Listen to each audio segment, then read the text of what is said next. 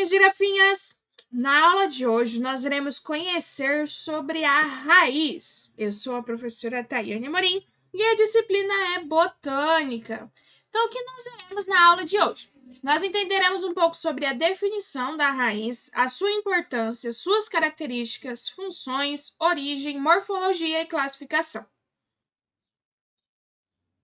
Então, a definição. Então, é um órgão vegetativo, subterrâneo, fototropismo negativo, com a exceção de algumas que possuem o fototropismo positivo.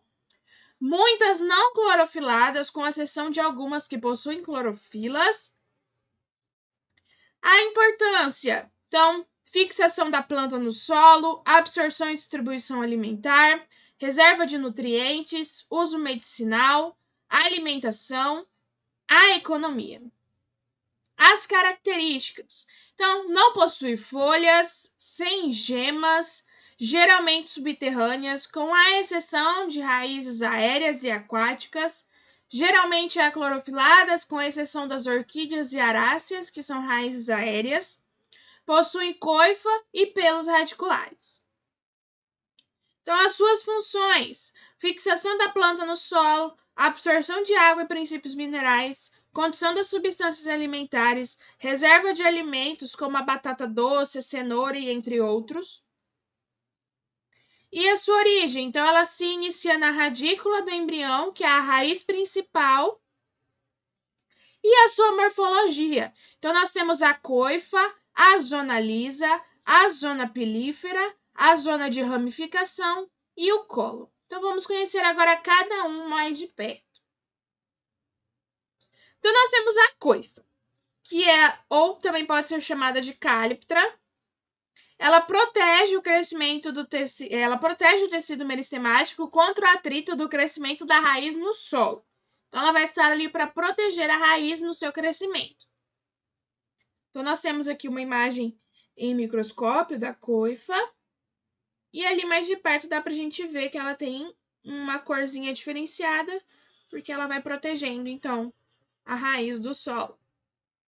Nós temos a zona lisa de crescimento ou de extinção, pode ser chamada, onde ocorre, então, o crescimento em si da raiz, onde tem o tecido meristemático. Então, ali a gente pode ver que entre a coifa e a parte pilífera, nós temos uma parte lisa, que é onde ocorre todo o crescimento da raiz. Então, essa parte vai crescendo e a coifa vai protegendo essa parte.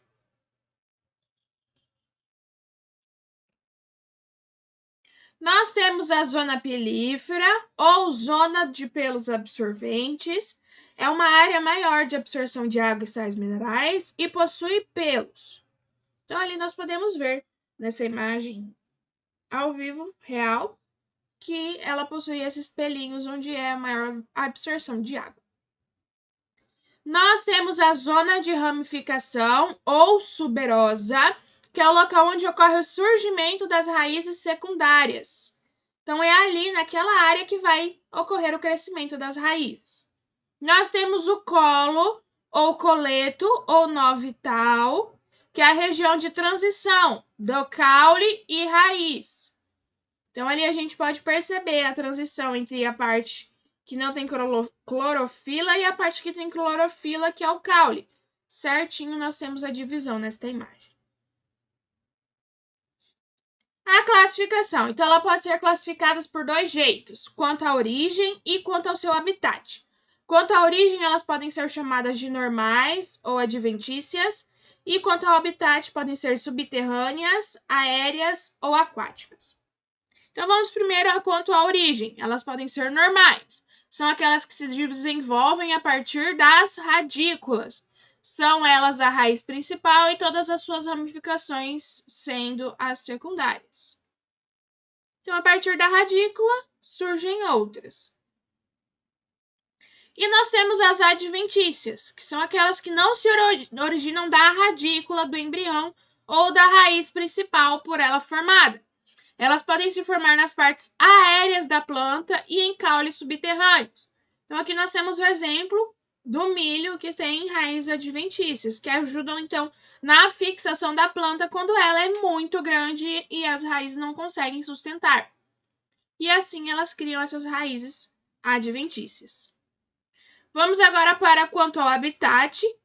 Vamos começar pelas subterrâneas, que são raízes que ficam no solo e possuem vários tipos de formas, permitindo uma subclassificação, podendo ser axial ou pivotante, fasciculada, ramificada ou tuberosa.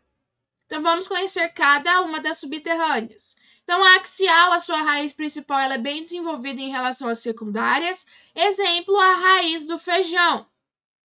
Então, a sua raiz principal pode ser notada diferente das outras, bem desenvolvida.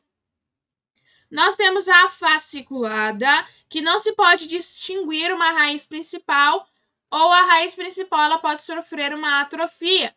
O exemplo é a raiz do capim pé de galinha, que a gente pode observar aqui que não tem nenhuma diferença em contrário da outra. Nós temos a ramificada, que é a raiz principal, que logo se divide em raízes secundárias e assim sucessivamente. O exemplo também, a raiz do capim pé de galinha. Então, ali eles se ramificam e vão se ramificando. E as tuberosas, que são raízes dilatadas pelo acúmulo de reserva nutritiva. Exemplo, a raiz da cenoura, do nabo, a mandioca.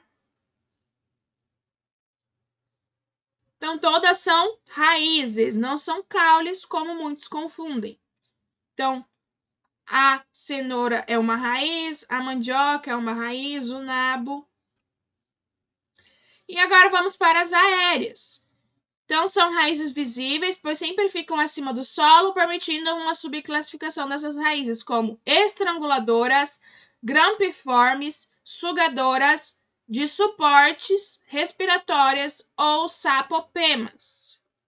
Então, vamos começar pelas estranguladoras. São as raízes que crescem ou vêm do tronco do hospedeiro e formando uma rede que vai se espessando. Podem matar a planta hospedeira. Um exemplo é a raiz mata-pau. Então, essa raiz ela vai formando uma rede, vai se espalhando e conforme isso ela vai matando a outra planta porque ela vai apertando e a planta vai perdendo o crescimento. As grampiformes são raízes que surgem em pequenos grupos nos nós ou nos entrenós em caules rastejantes que fixam a planta trepadora a um suporte. Um exemplo é a raiz da eira. Então, ali a gente consegue ver que essas raízes vão só dando o suporte, elas não vão conseguir abraçar a planta e matar essa planta, mas sim só fazer a fixação. As sugadoras, que são estruturas de contatos apressórios, no interior dos quais surgem raízes finas, que são os autórios, que são órgãos que absorvem alimentos parasitando a planta hospedeira. Um exemplo é a erva de passarinho. Então, esses pequenos alongados ao longo das raízes são sugadoras. Então, elas começam a sugar o alimento parasitando aquela planta. Nós temos as de suportes, que são as raízes que partem do caule em direção ao solo e auxiliam na sustentação do caule. O exemplo, a raiz do milho. Então, essas são raízes aéreas que ajudam na sustentação da planta quando a raiz subterrânea não tem mais sustentação. As respiratórias ou pneumatóforos são as raízes responsáveis por fornecer oxigênio às regiões submersas da planta. Exemplo, as plantas do mangue. Então, são raízes que ficam para fora e permitem que elas consigam sobreviver a regiões submersas. As sapopemas, que é uma variação de raízes de suporte com ramos radiculares que se originam na base do caule, formando estruturas semelhantes a tábuas. Um exemplo são as raízes do Ficus microcarpa. Então, essas árvores elas conseguem chegar a metros de altura e ali eles criam essas raízes, formando essas grandes tábuas semelhantes, para ajudar na sustentação da planta. Nós temos agora, então, as raízes aquáticas, que são raízes que se desenvolvem em plantas aquáticas, se diferem das raízes subterrâneas, pois a função desse tipo de raiz não é fixar, mas apenas absorver os nutrientes que são flutuantes presentes naquela água. Um exemplo é o da Vitória Régia, ali dentro. Esse foi o vídeo sobre as raízes, é bem curto, o conteúdo também, ele é bem curtinho, e eu te espero até a próxima aula.